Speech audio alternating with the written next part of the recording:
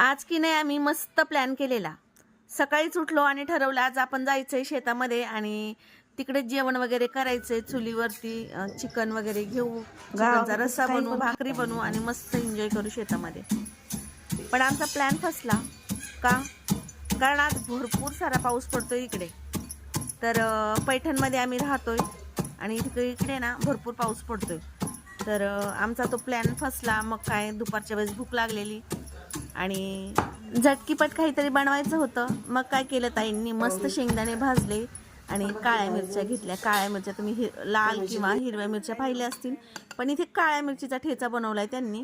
तर ह्या हिरव्याच मिरच्या आहेत, लवंगी मिरच्या, त्या झालेल्या आहेत थोड्याशा काळ्या. आणि या काळ्या मिरच्यांची चव ना ताई सांगतात भरपूर मस्त लागते. शेंगदाणे आणि मिरची तव्यामध्ये खरपूस होईपर्यंत भाजली, नंतर खलबत्त्यात कुटून घेतलंय, नंतर थोडंसं तेल टाकून फ्राय केली. चटणी बरोबर होती ज्वारीची आणि बाजरी.